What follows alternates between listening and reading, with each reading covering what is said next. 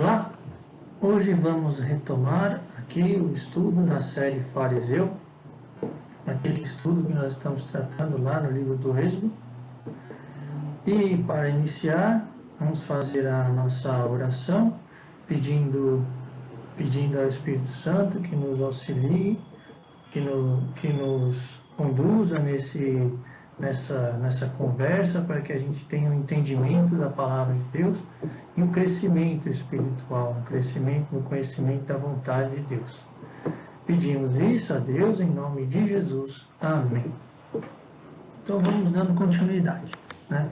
Vamos fazer uma breve, como ficamos algumas semanas aí, de intervalo, vamos relembrar o que já foi falado. Então aqui no Deuteronômio 32, nós tratamos de lembrar o objetivo aqui dessa série Fariseu, que é dar toda a ênfase, todo o zelo à lei de Deus. A lei de Nosso Senhor Jesus Cristo, que é o aprimoramento, o aperfeiçoamento da lei de Moisés. Quer dizer, a lei de Moisés levada à perfeição, né? E a importância que deve ser dada para essa lei, né? Aqui no Deuteronômio vai falar, esta lei é a sua própria vida, né? Então essa é a nossa ideia, né? Pegar essa lei como uma coisa muito importante de ser colocada dentro da gente, né? Uma coisa muito importante de conhecer e praticá-la e transformar a nossa natureza, né? Então, se nós estivermos cumprindo essa lei, praticando e nos transformando, então nós seremos verdadeiramente filhos de Deus, né? E teremos acesso a essa comunhão tão especial e tão magnífica, comunhão com Deus, né? Então essa é a ideia, esse é o motivo aí, e esse é o caminho adotado para conhecer a lei, a nova lei, a lei que Jesus nos deixou, que é ser como Ele é. Então aqui foi falado essa ênfase, e aí nós entramos então no Êxodo. Lá no Êxodo a ideia é estudar nessa sequência que eu estou falando aqui, do 21 até o 35, e do 12 até o 35, do 21, do 12 até o 35. Do 12 até o 17 nós já estudamos. Aqui do 12 até o 17, a ordem é matar. A ordem da lei é matar. Matar aquele que matou, aquele que feriu os pais ou amaldiçoou os pais, e aquele que escravizou, né? E isso nós já vimos. Então nós já vimos como que essa lei se transporta para nós. Nós vimos que aquele que é homicida, a gente viu aquela questão relacionada à palavra ódio, todos esses sentimentos que estão dentro da gente, todos esses sentimentos de repulsa, de ira, de indignação, de raiva, de inimizade, de divisão, todos esses sentimentos, mesmo que pequenos, dentro de nós, devem ser mortos. Nós vimos também com relação a ferir os pais, a amaldiçoar os pais. O entendimento foi que nós devemos estar honrando o nosso Pai, que é Deus, e, portanto, colocando a natureza dele dentro de nós, cumprindo o que ele quer, né? Então, nesse sentido, tudo aquilo que fere a natureza de Deus dentro de nós deve morrer. E aquele que escravizar, nós vimos que está relacionado aos vícios, aqueles nossos apegos, aos nossos ídolos, as coisas que a gente tem que fazer, as coisas que a gente fica incomodado quando não faz, as coisas que a gente se irrita quando não pode fazer. Todas essas coisas são nossos ídolos, são aqueles que escravizam, também devem morrer. Então, matar aqueles sentimentos de ódio, matar tudo aquilo que vai contra a natureza de Deus em nós, matar tudo aquilo que é ídolo, que é vício dentro de nós. E aí, nós vimos então aqui o exemplo de Davi, como ele tinha zelo por essa lei, como ele aplicou nesses dois casos. E aí vimos aqui a palavra ódio, como ela se apresenta aqui também no número, no Deuteronômio e no Levítico. A importância aqui, fala no Levítico, a importância desse sentimento não estar dentro de nós. Que nos números também ele vai falar ele vai falar primeiro, olha, você deve matar, se ele matou com pedra, se ele matou com pau. E depois ele entra para dentro e fala, se ele matou com ódio, se ele matou com inimizade. Então, esses sentimentos aí dentro da gente. E aí nós abrimos um pequeno parênteses para fazer aquilo que a gente tem feito, que é esse transporte da lei para a nova aliança. Né? Nós fomos ver para quem que essa lei foi feita. Né? E nós vimos que ela foi feita para nós, ela foi feita para mim e para você, né?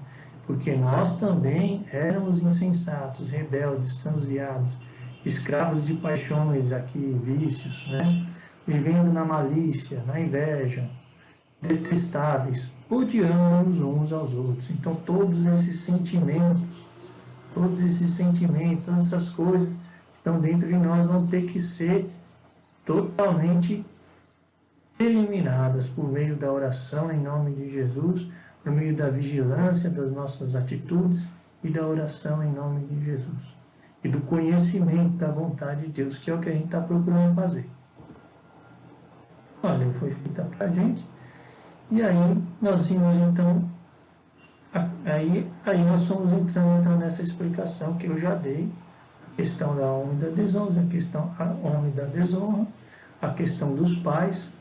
Então aqui em Isaías trazia esse paralelo entre Deus e o nosso Pai aqui da terra. No livro do Eclesiástico também tinha esse capítulo 3 inteiro relacionado aos pais, mas que lá dentro nós vimos um versículo que falava dessa transformação, nós vimos isso. Em Mateus, quando Jesus foi questionado a respeito dos seus discípulos não estarem cumprindo a tradição, Jesus fala justamente dessa questão do zelo com o Pai e depois conclui com essa palavra, esse povo somente me honra com os seus lábios, mas o seu coração está longe de mim. Portanto, eles honravam com os lábios, diziam que faziam, mas não estavam com aquilo dentro do coração, né? E, portanto, não estavam sendo filhos de Deus, não estavam honrando o seu Pai. Né? Em João, nós vimos como Jesus realizou a obra de Deus e glorificou o Pai, honrou o Pai aqui na terra. Cumpriu aquilo que o Pai tinha preparado para que ele fizesse. E nos deixou, portanto, esse acesso aberto ao reino de Deus. Né? E vimos a questão, então, que eu já mencionei a respeito dos vícios, né? Aquele que mata é aquele que escraviza. E aí, mencionamos que a cidade de refúgio vai aparecer, porque a cidade de refúgio ela aparece aqui entre o 12 e o 17, né? Como aquele que matou sem intenção, e nós não estamos esquecendo dela, nós vamos falar mais dela quando a gente tratar aqui a respeito, voltando aqui, da responsabilidade. Então, já tratamos de matar e hoje pretendemos finalizar esse assunto de brigar, se for possível, né? Se der tempo. Então, onde a gente estava aqui, na cidade de refúgio. Bom, então mencionamos que nós vamos falar da cidade de refúgio no assunto de responsabilizar. E aí sim entramos aqui no assunto brigar, né? E o objetivo aqui da última reunião, então, era entender qual é a ordem, né? Porque a gente viu que até para entender, diferente da primeira etapa de matar, onde a ordem era muito clara, você deve matar aquele que matou, você deve matar aquele que amaldiçoou o pai, você deve matar aquele que escravizou. A ordem era clara. Aqui a ordem já ficava bem confusa, né? Não dava para saber exatamente o que você tem que fazer quando um homem está brigando com o outro. Não tinha uma ordem assim, deve impedir ele de brigar. Tem a questão de eles estão brigando, tem que dar o remédio se ele não puder andar. No caso do escravo era mais benevolente ainda, pode bater no escravo, ele vai, se ele não morrer até o terceiro dia não tem problema. Então a ordem estava meio confusa de entender. Então vamos ler de novo, porque a gente já falou na última reunião, acho que eu mencionei apenas o que eu entendi da ordem, né? E hoje é preciso justificar isso aí, né? É preciso justificar então o que é esse entendimento aí. Mas vamos ler aqui no Êxodo 21, 18 até o 27, que é o que vai tratar deste texto que nós vamos tratar hoje.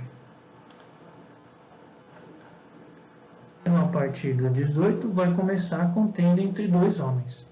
Quando em uma contenda entre dois homens, um dos dois ferir o outro com uma pedra ou com um punho, sem matá-lo, mas o obrigar a ficar de cama, aquele que feriu não será punido, se o outro se levantar e puder passear fora com seu bastão, mas o indenizará pelo tempo que perdeu e os remédios que gastou. Se o homem ferir seu escravo ou sua escrava com um bastão, de modo que ele morra sobre sua mão, será punido. Se o escravo, porém, sobreviver um dia ou dois, não será punido, porque ele é propriedade do seu senhor. Se homens brigarem e acontecer que venham a ferir uma mulher grávida, e esta der à luz sem nenhum dano, eles serão passíveis de uma indenização imposta pelo marido da mulher, e que pagarão diante dos juízes. Mas se houver outros danos, urge dar vida por vida, olho por olho, dente por dente, mão por mão, pé por pé, queimadura por queimadura, ferida por ferida, golpe por golpe. Se um homem, ferindo seu escravo ou sua escrava, atinge-lhe o olho e o faz perdê-lo, o deixará ele livre em compensação do seu olho. Se lhe deitar fora um dente, o deixará ele livre em compensação do dente. Legal? Então, é isso que nós vimos. Esse é o texto aqui. E aí, nós vimos então, foi a última coisa que eu falei, que o entendimento aqui é que a regra é pode brigar. Essa é a regra, pode brigar. Não tem problema. Você vê que ela é uma regra meio estranha, né? Não é uma regra do tipo uma punição por algo, mas é pelo contrário, né? Você vê, quando em uma contenda um dos dois ferir o outro com uma pedra ou com um punho sem matá-lo, mas obrigar a ficar de cama, aquele que feriu não será punido se o outro se levantar e puder passear fora com seu bastão. Então, nesse primeiro texto aqui, ele começa inclusive pela negativa. Não será punido se o outro... Então, o escravo ele até começa dizendo que ele vai ser punido se ele morrer nos primeiros dias, né? Ele diz assim, ó, se ferir o seu escravo de modo, será punido, né? Então ele começa dizendo que, olha, se ele morrer, será punido, né? Mas nesse primeiro, nem isso ele faz. Ele diz, olha, se dois homens estiverem em contenda e um dos dois ferir o outro com uma pedra sem matá-lo, mas obrigá-lo a ficar de cama, aquele que o feriu não será punido. Então aqui, desde que não mate, claro, não será punido. Então, no fundo, o que está aqui está dizendo assim, pelo menos o que eu procurei entender aqui é que, olha, a regra é, desde que não mate, no caso de homem lutando contra homem livre, brigando com homem livre, pode brigar, não tem problema, né? Se tiver ferido, se ele não conseguir andar, aí tem que indenizar os remédios. Mas a briga não tem problema. E no mesmo caso, o escravo aqui, ela é até mais abrangente. Se o escravo sobreviver 1 ou 2 dias, não tem problema, né? É uma regra um tanto quanto estranha para a gente aqui, né? Mas a gente lembra que a gente deve colocar essa regra, procurar colocar essa regra para nós. Como que nós vamos cumprir essa lei, né? Sempre lembrando que aquilo que valia para o povo de Israel era aquele povo que era o filho de Deus, agora vale para nós. Nós somos os filhos de Deus, né? Então, nós temos que colocar... E aquela nação era nós, né? Então, aquele sangue que não podia estar derramado no meio do povo, agora não pode estar dentro de nós. O rei, o sacerdote, o profeta que estávamos falando para o povo, agora somos nós, né? Com o Espírito Santo dentro de nós, né? Então, esse é o paralelo, isso que a gente vai procurar fazer. E no caso da mulher grávida, aí a coisa vira o oposto. Se homens brigarem e acontecer de ferir uma mulher grávida, então o simples fato, enquanto que aqui o ferimento, no caso de um, ele devia ser apenas indenizado e do outro não tinha problema nenhum, no caso aqui o ferimento de uma mulher vai ter que ser indenizado. E se ela morrer, aí vai ter que ser, se morrer a criança, vai ter que, é um homicídio, como a gente viu lá na parte de homicídios, né? Então, aqui a criança, ainda que a mulher ficasse ferida e a criança nascesse sem nenhum dano, ainda assim caberia indenização. Então, enquanto que nessas duas situações a regra é pode brigar, no caso da grávida, a regra é que ela tem que ser totalmente protegida, né? Então, o que isso quer dizer para nós, né? Então, vamos aqui ao entendimento que a gente buscou aqui meditar, né? Então, aqui o entendimento é o seguinte: o entendimento é que a briga homem com homem está tratando da nossa alma. A briga homem com escravo está tratando do nosso corpo. E a mulher grávida está tratando do nosso espírito, tá? Então, esses textos que a gente vai ler aqui vão ser para justificar esse entendimento, né? Esse entendimento aí da alma, do corpo e do espírito, ele vem meio que pelo contexto da Bíblia, por a gente estar buscando ler, ouvindo aquilo que nas reuniões, tal, que aqui na conexão bíblica e buscando a leitura da Bíblia.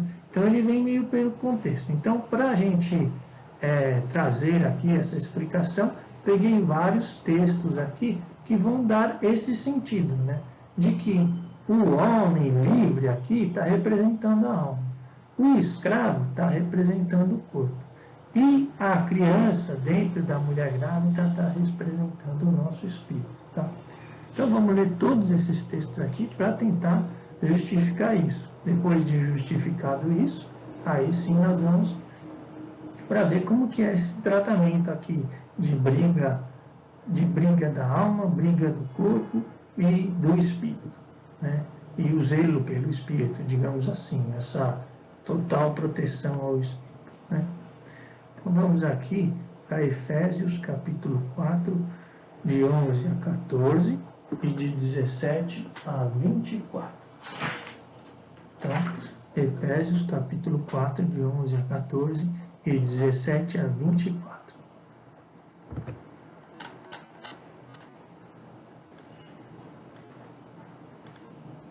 Hoje vai ter bastante leitura, porque essa é sempre o método que a gente tem procurado aqui.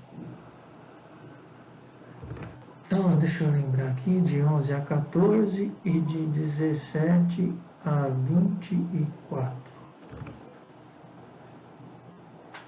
Então, está falando aqui, a uns ele constituiu apóstolos, a outros profetas, a outros evangelistas, pastores, doutores, para o aperfeiçoamento do cristão. Então está falando aqui das funções da igreja para o aperfeiçoamento dos cristãos, né? Que é a igreja, né? Para o desempenho da tarefa que visa a construção do corpo de Cristo, aqui o corpo de Cristo, como sendo a igreja, até que todos tenhamos chegado à unidade da fé e do conhecimento do Filho de Deus. Para quê? Para que a gente chegue ao conhecimento de Cristo, até atingirmos o estado de homem feito.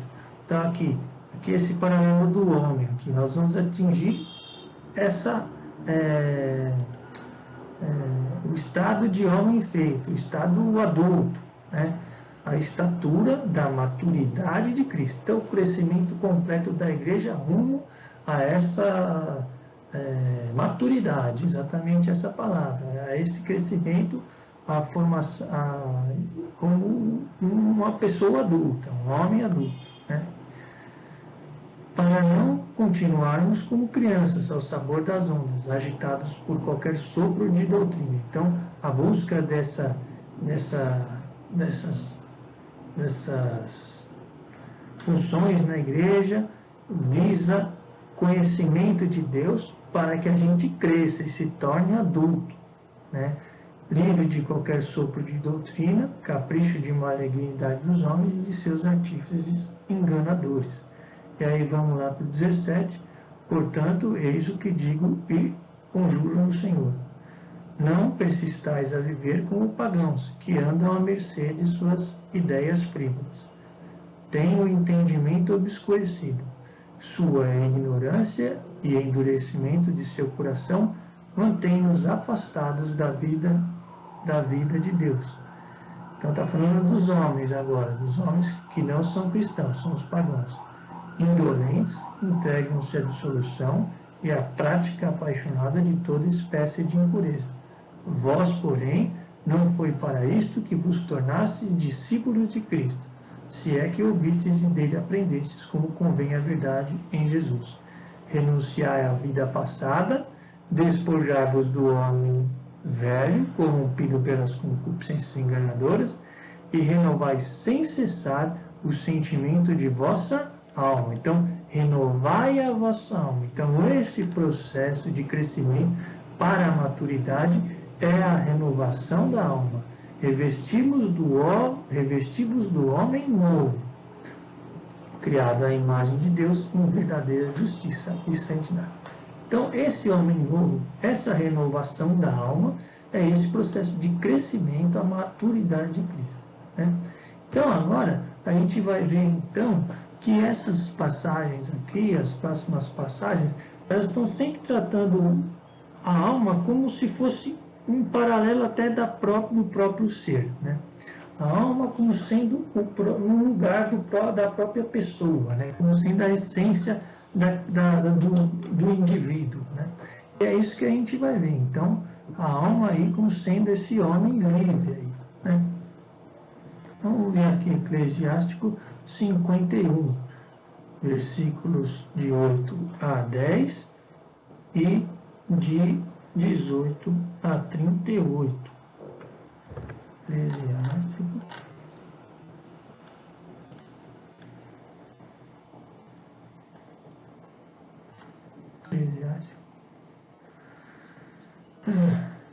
Eclesiástico, capítulo 51, versículos de 8 a 10.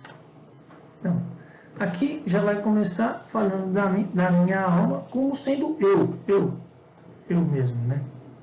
Minha alma louvará o Senhor até a morte, ou eu louvarei o Senhor até a morte, porque minha vida estava prestes a cair nas profundezas da região dos mortos.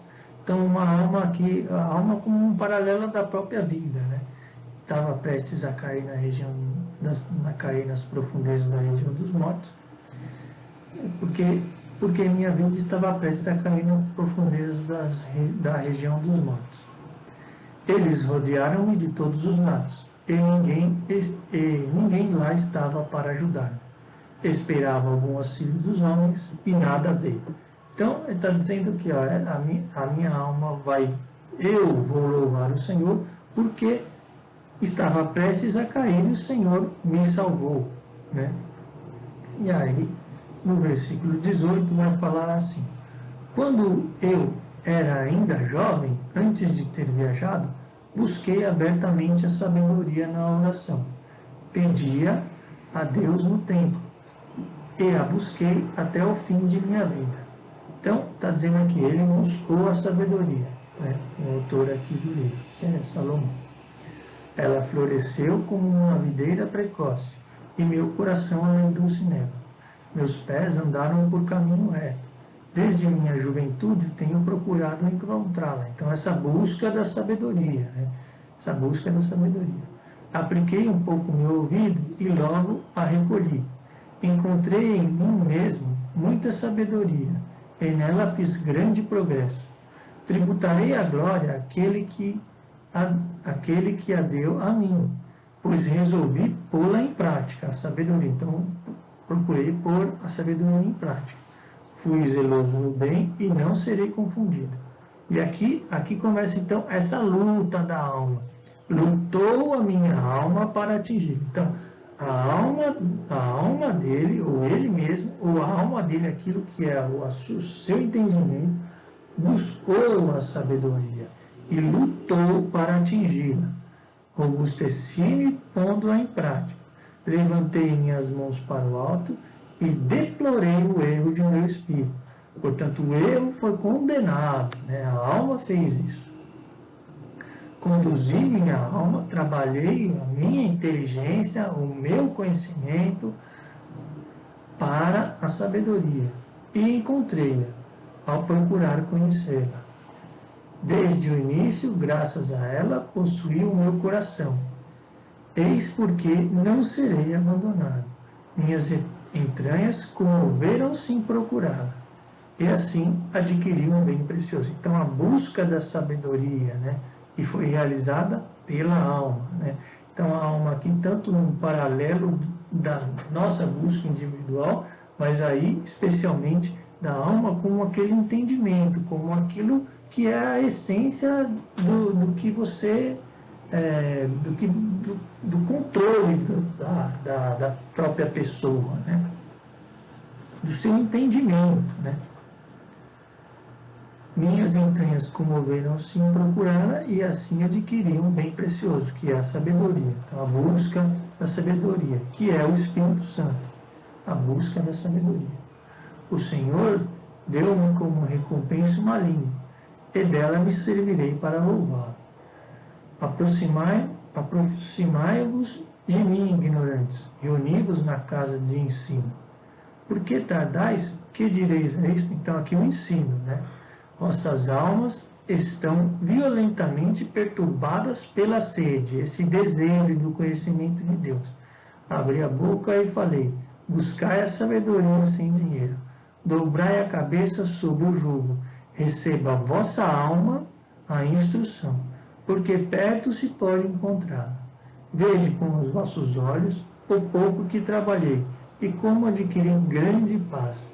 Recebei a instrução como uma grande soma de prata, e possuireis nela grande quantidade de ouro. Que vossa alma se regozije na misericórdia de Deus, e não sereis humilhados como louvares. Cumpri vossa tarefa antes que o tempo passe, e no devido tempo ele vos dará recompensa. Então, esse texto está falando desse trabalho de busca da alma, ou nosso, mais especificamente da nossa essência, daquilo que é o nosso entendimento, de buscar a Deus, né? Então, a alma aqui, tanto num paralelo, no lugar da própria pessoa, como naquilo que tem de essencialmente individual, daquilo que tem de essencialmente de você, é o que você realiza, é aquele que vai realizar o trabalho, né? Aquele que vai trabalhar, é a alma, né? Sabedoria 1, de 1 a 12.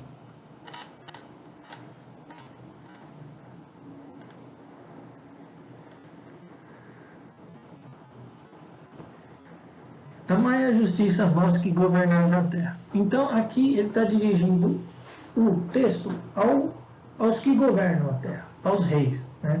Então, aqui, e nós somos os reis. Nós governamos dentro de nós mesmos.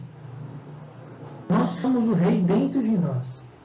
A terra que nós temos que conquistar e sobre quem nós vamos reinar a princípio, somos nós mesmos. Dentro de nós, a gente é que manda. Ou seja, a nossa alma é quem manda, né? Então, esse texto é dirigido para nós, especificamente, né? É claro que quando nós formos reinar com Cristo, aí não vai ser simplesmente sobre nós, mas é preciso aprender a reinar dentro de nós primeiro, né? Então, esse texto está sendo dirigido para nós. Amai a justiça, vós que governais a terra. Tende para com o Senhor sentimentos perfeitos. Procurai-o na simplicidade do coração, porque ele é encontrado pelos que não o tentam e se revela aos que não lhe recusam sua confiança. Com efeito, os pensamentos tortuosos afastam de Deus. Os pensamentos confusos, os pensamentos meio estranhos aí, afastam de Deus. E o seu poder, posto à prova, triunfa dos insensatos. A sabedoria, que é o Espírito de Deus, não entrará ou não estará junto com a alma perversa. Não habitará no corpo sujeito ao pecado. Portanto, o Espírito que vem de Deus não estará naquele que tem alma perversa e que tem corpo sujeito ao pecado. Então, aqui, as três partes do nosso ser, que é o nosso espírito, que vai receber o Espírito Santo, a nossa alma e o nosso corpo. O Espírito Santo, que vai educar, o educador das almas, fugirá da perfídia e se afastará dos pensamentos insensatos. Então, a alma como aquela onde estão nossos pensamentos, onde está o nosso entendimento. E a iniquidade que sobrevém o repelirá. Sim, a sabedoria é um espírito que ama os homens, que ela ama os homens. Então, aqui, mais uma vez, esse paralelo entre o homem e a alma, né? Mas não deixará sem castigo o blasfemador pelo crime de seus lábios, porque Deus lhe sonda os rins, penetra até o fundo de seu coração e ouve as suas palavras. Com efeito, o Espírito do Senhor enche o universo, e Ele, que tem todas as coisas, ouve toda a voz. Até qual que vai? Até o 12. Aquele que profere uma linguagem iníqua não pode fugir dele, e a justiça vingadora não o deixará escapar, pois os próprios desígnios do ímpio serão cuidadosamente examinados. O som de suas palavras chegará até o Senhor, que lhe imporá o castigo pelos seus pecados. Com efeito, aqui o ouvido de Deus é um ouvido cioso que tudo ouve, nem a menor murmuração lhe passa despercebida. Acautelai-vos, pois, de queixar-vos inutilmente. Evitai que vossa língua se entregue à crítica. Porque até mesmo uma palavra secreta não ficará sem castigo, e a boca que acusa com injustiça arrasta a alma à morte. Portanto, a alma aqui como sendo o próprio ser da pessoa, a própria essência daquilo que é o indivíduo, vai ser arrastada para a morte por causa do pecado. Não procureis a morte por uma vida desregrada. Não sejais artífice da vossa própria perda.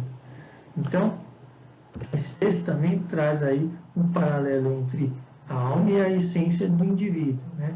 A alma como aquele que governa, e a alma como aquela que vai trabalhar, que vai buscar a Deus e vai se fugir do pecado, né?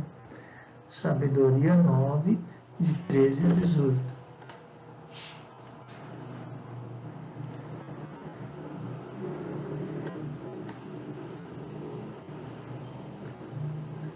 Então está dizendo assim: que homem, pois, pode conhecer os desígnios de Deus e penetrar nas determinações do Senhor? Então, quem pode conhecer a mente de Deus, né?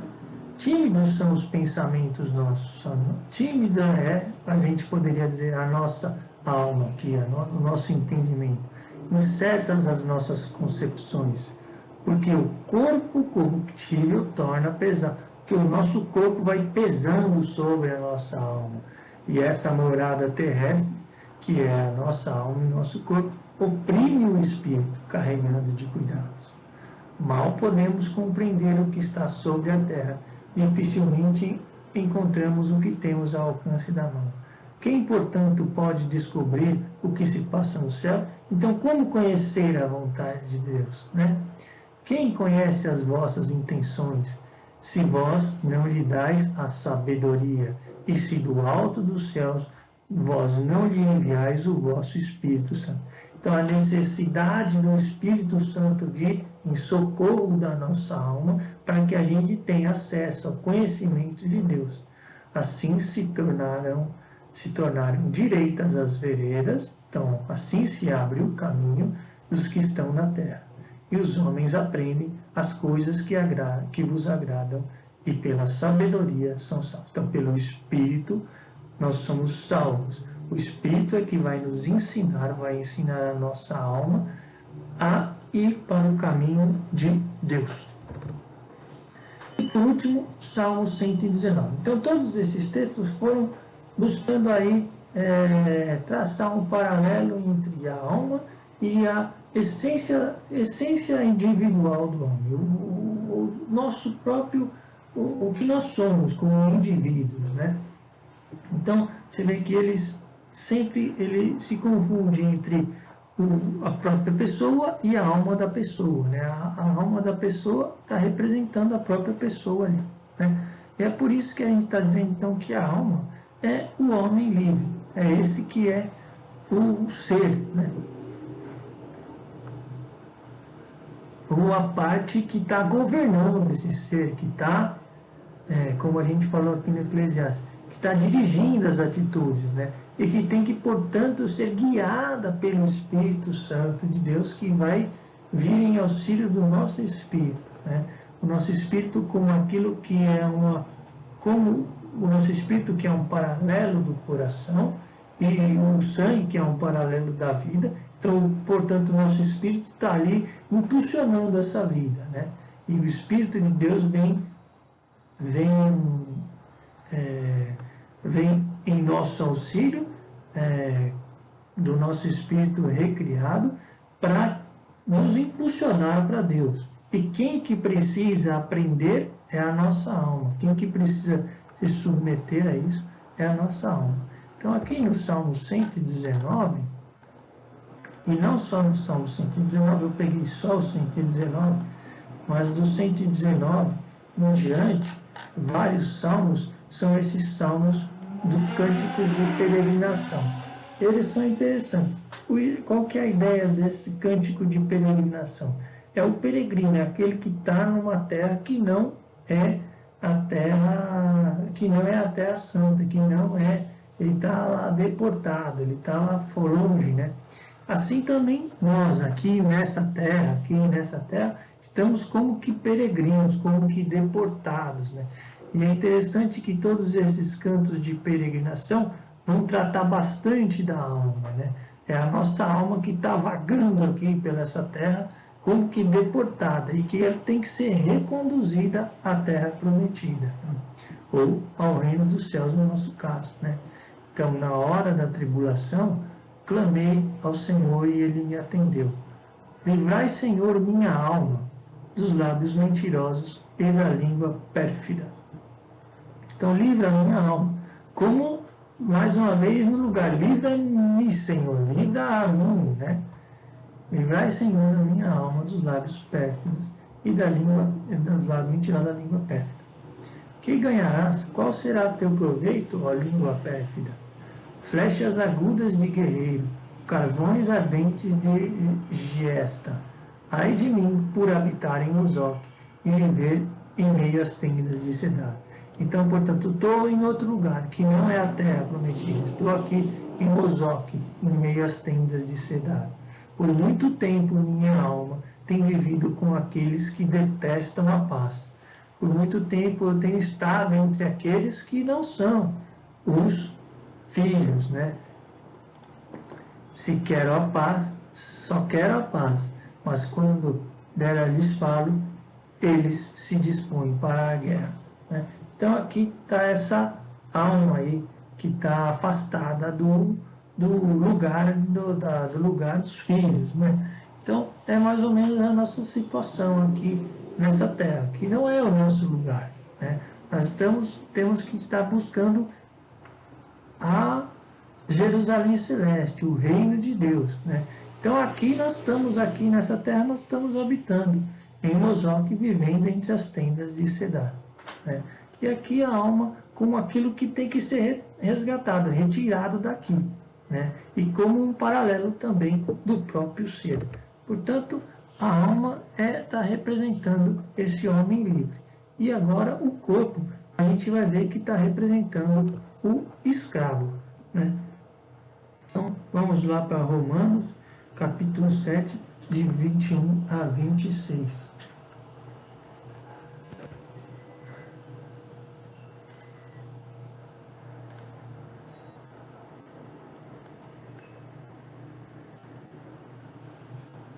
Não, o que é isso aqui? Novo Testamento. Ah, tá. Romanos, capítulo 7. Opa. Versículo de 21 a 26. Está lá então Paulo escrevendo essa carta aos Romanos, dizendo a situação nossa. Encontro, pois, em mim esta lei. Então, como é que eu estou? Quando quero fazer o bem, o que se me depara é o mal. Então, eu desejo fazer as coisas certas, mas faço as coisas erradas. Deleito-me na lei de Deus. Então, gosto da lei de Deus, ou da vontade de Deus, ou da sua justiça, no íntimo do meu ser. Aqui, no meu espírito, no íntimo do meu ser. Deleito-me na lei. Sinto, porém, nos meus membros, ou no meu corpo, outra lei, que luta contra a lei do meu espírito. Portanto, no íntimo do meu espírito, eu quero a lei. Portanto, o meu espírito recriado quer cumprir a vontade de Deus. Mas o meu corpo luta contra o meu espírito. Lembra que a gente viu lá que o corpo carrega a alma e pesa, que vai pesado sobre o espírito? Então é isso, meu corpo luta contra o meu espírito, me prendendo à lei do pecado, me escravizando pelo pecado, que está nos meus membros. Homem infeliz que sou, quem me livrará deste corpo que me acarreta a morte? Então, como eu vou ficar livre deste peso de morte que vem do meu corpo? Graças sejam dadas a Deus por nosso Senhor Jesus Cristo. Nosso Senhor Jesus Cristo foi quem nos livrou dessa lei que está pesando o nosso corpo. Foi Jesus Cristo que nos habilitou para sermos livres disso. Assim, pois, de um lado, pelo meu espírito, sou submisso à lei de Deus, de outra, por minha carne, sou escravo da lei do pecado. Portanto, a carne é o que está me tornando escravo da lei do pecado, e o meu espírito é o que me faz filho de Deus, é o que me move para se me tornar filho de Deus, né? E Jesus Cristo, por meio da sua obra, possibilitou que o seu Espírito viesse em nosso auxílio, a sua justificação permitisse isso, para que a gente então tivesse essa força que nos impulsiona para nos libertar do peso da carne, né? Que é o escravo. Tá? Então agora a gente vai ver então, vai entender esses textos estranhos aqui que tratam do escravo como símbolo e que a gente está entendendo que é o nosso corpo. Então vamos lá para Eclesiástico 33, de 25 a 32 e de 42. Não, esse é Eclesiástico 33, de 25 a 32 e 42, de 4 e 5.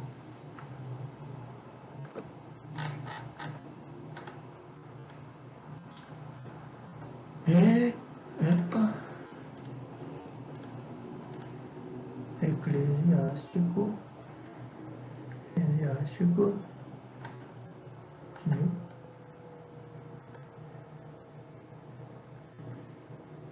Eclesiástico 33, 25 a 32. Aí então falar do escravo. Para o jumento o feno, a vara e a carga. Para o escravo, o pão, o castigo e o trabalho. Então, o escravo aqui, sempre a gente entendendo que é o nosso corpo, nós vamos dar o pão, o castigo e o trabalho. O escravo só trabalha quando corrigido, só aspira ao repouso, afrouxa-lhe a mão e ele buscará a liberdade. Então, aqui o escravo, nesse sentido aí que o Paulo está falando, desse que está pesando, que está querendo o repouso que precisa ser corrigido. O jugo e a correia fazem dobrar o mais rígido pescoço. O trabalho contínuo torna o escravo dócil. Então é isso que a gente vai ter que fazer com o nosso corpo aí, colocar ele em contínuo sujeição, né? Porque o nosso corpo fica pesando para a morte, né? Para o escravo malévolo, a tortura e as peias. Então é o corpo aqui, né? Manda-o para o trabalho para que não fique ocioso, pois a ociosidade ensina muita malícia. Então aí é a questão da ociosidade, né? Ocupa-o no trabalho, pois é o que lhe convém. Se ele não obedecer, submete-o com grilhões, mas não cometas excessos, seja com quem for, e não faça coisa alguma importante sem ter refletido. Se tiveres um escravo fiel, que ele te seja tão estimado como tu mesmo.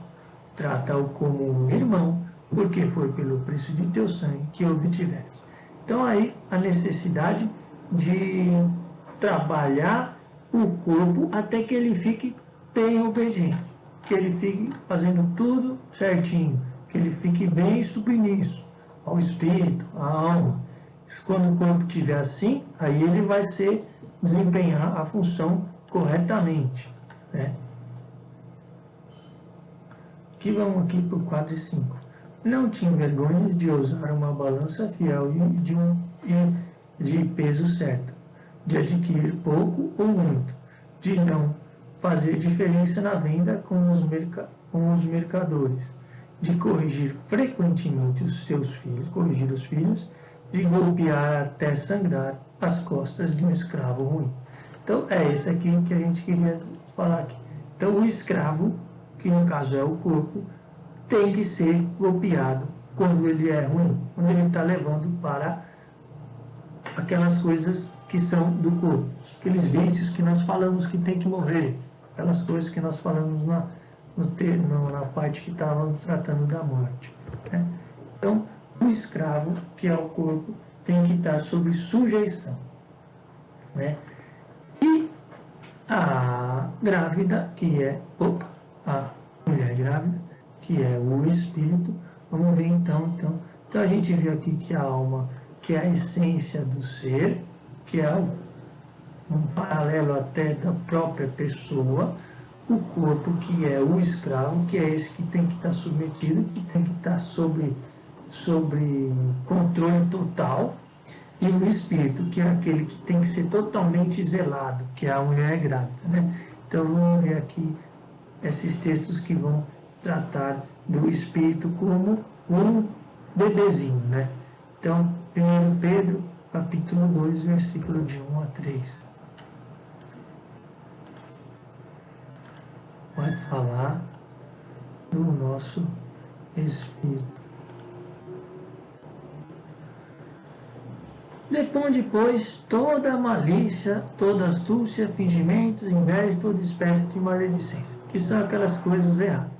Como crianças recém-nascidas, que somos nós, crianças, o nosso espírito, crianças recém-nascidas, desejarem com ardor o leite espiritual. Portanto, esse leite que é espiritual, esse alimento para o espírito, é o leite que é dado para a criancinha, né? Que é o nosso espírito, que é recriado, que nós recebemos de Deus na nossa conversão, esse novo espírito aí, né? Que nos fará crescer para a salvação, que é o espírito que vai crescer e vai nos levar para a salvação, se é que tem de saboreado quão suave é o Senhor. Então, aqui esse espírito de criança precisa ser alimentado, né? Então aqui a gente está buscando entender que essa criancinha é o espírito, né? Então, aqui em João, capítulo 3, versículo de 1 a 8, vai ser aquela conversa de Jesus com Nicodemos, que vai falar que é necessário nascer de novo, que é justamente esse espírito. Justamente esse espírito. Vamos ver aqui. Evangelho de João, capítulo 3. Capítulo 3, de 1 a 8. Havia um homem entre os fariseus chamados Nicodemos, príncipe dos judeus. Este foi ter com Jesus de noite e disse: Rabi, sabemos que és um mestre vindo de Deus. Ninguém pode fazer os milagres que fazes se Deus não estiver com ele. Então, Nicodemos veio falando aqui, ó, eu estou descobrindo que você é um mestre vindo de Deus por causa das suas obras. E Jesus replicou-lhe. Jesus foi lá e já logo cortou o barato dele. Falou, você não vai entender nada do que eu estou fazendo, não. Porque em verdade te digo, quem não nascer de novo não pode ver o reino dos céus. Então, para ver, para entender, para conhecer o reino dos céus, precisa nascer de novo. Então, esse novo nascimento aqui é esse espírito recriado. A gente viu naqueles textos, a gente viu quem pode conhecer os seus pensamentos se do alto você não lhe dás a sabedoria, né? Então, aqui é necessário o Espírito Santo, é necessário que o nosso espírito tenha acesso ao Espírito Santo para que a gente possa ver o reino de Deus. Nicodemos perguntou-lhe como pode um homem renascer sendo velho. Porventura pode tornar a entrar no seio de sua mãe e nascer pela segunda vez? Jesus respondeu, em verdade te digo, quem não renascer da água e do Espírito não poderá entrar no reino de Deus. A água, que é esse arrependimento, e o Espírito, que é essa nova criatura, né? O que nasceu da carne é carne, o que nasceu do Espírito é Espírito. Não te maravilhes de que eu te tenha dito, necessário vos é nascer de novo. Então, quando você nascer de novo, o vento sopra onde quer, ouves-lhe o ruído, mas não sabes de onde vem, nem para onde vai. Assim acontece com quem nasceu do Espírito. Então, nascido do Espírito, você vai ser guiado pelo Espírito. Então, é esse novo nascimento aí, que é essa nova criatura, que é o Espírito que nós temos dentro da gente, nós que nos convertemos, né? E conhecemos Jesus como Senhor, que nos arrependemos das nossas faltas e que queremos essa vida nova de Jesus, né? Então agora vamos aqui para o último texto de hoje, que é 1 João, capítulo 3, versículo de 1 a 9.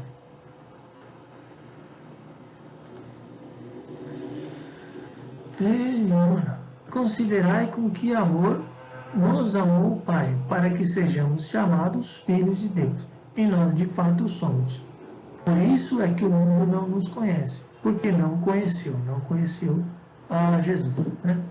Caríssimos, desde agora já somos filhos de Deus. Portanto, isso é que ele falou, já somos filhos de Deus. Por quê? Porque nós temos essa nova natureza. Mas não se manifestou ainda o que havemos de ser. Mas ainda vamos ser algo além disso aqui, né? Sabemos que quando isso se manifestar, seremos semelhantes a Deus. Portanto, vamos ser semelhantes a Ele. Tem essa transformação, né? Porque o veremos como Ele é. E todo aquele que tem esta esperança torna-se puro como Ele é puro. Então, quem caminha nessa direção vai se tornando puro. Todo aquele que transgride a lei, portanto, todo aquele que peca, transgride a lei, porque o pecado é a transgressão da lei. Sabeis que Jesus Cristo apareceu para tirar os pecados, e que nele não há pecado.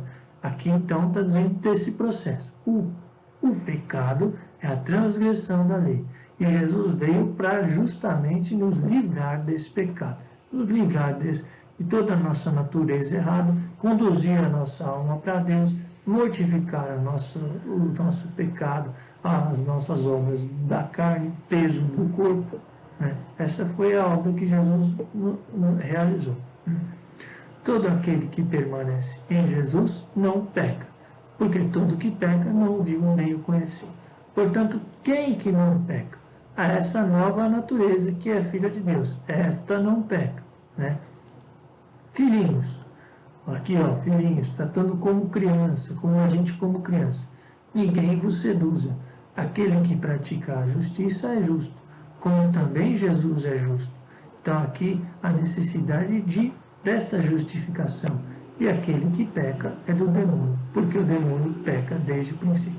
Portanto, dentro da gente existem essas duas naturezas. Uma que tem que morrer, que é o corpo, que é o peso da carne, outra que tem que ser zelada, que é o espírito. O corpo, essa natureza de pecado, é do demônio e tem que morrer. Ela é do demônio por quê? Porque se opõe a Deus, se opõe à vontade de Deus e, portanto, tem esse princípio do demônio que é de oposição. Né? E então aquele que pratica a justiça é justo, e é essa nossa natureza de filho de Deus, que pratica a justiça, que vem por meio do Espírito Santo que nos está guiando, e a nossa natureza que deve morrer, que é essa que é contrária a Deus. Eis porque o Filho de Deus, Jesus, se manifestou. Para que ele se manifestou? Para que a gente consiga destruir as obras do demônio.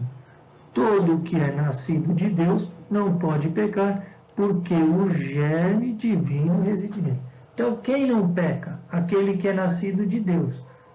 Quem é esse? É esse germe divino, esse espírito, essa criança que está dentro de nós, né? Que é o Espírito Santo, é o nosso espírito recriado, né? Que vai ser conduzido rumo à unidade com Deus.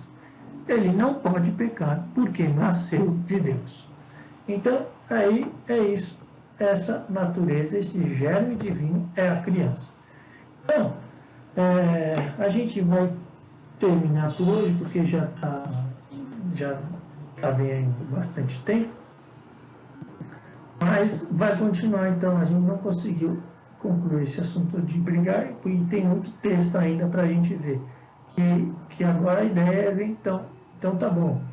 Então, sabendo que o homem é a alma, o corpo é o escravo e o espírito é a criança, então como é que esse pode brigar? Né? O que isso quer dizer? E aí nós vamos ver o que quer dizer esse pode brigar e o que quer dizer o cuidar da natureza do espírito na nossa próxima semana. Então, pedimos a Deus, por meio de nosso Senhor Jesus Cristo, que nós possamos nos empenhar nesse trabalho de renovação da nossa alma, de mortificação da nossa carne e de crescimento rumo a essa natureza de Deus dentro de nós, né? Que a gente possa aprender a cumprir a vontade de Deus e a buscar esse entendimento e a vigiar as nossas atitudes para matar tudo aquilo que não é a natureza de Deus dentro de nós. Que nós possamos, com as nossas atitudes, honrar o nosso Pai, né? Que nós, então, pedimos em nome de Jesus essa transformação, que nós tenhamos os olhos atentos para as nossas faltas, tudo aquilo que não é da vontade de Deus, para que a gente possa, então, em oração, anular todas essas naturezas de morte dentro de nós. Amém.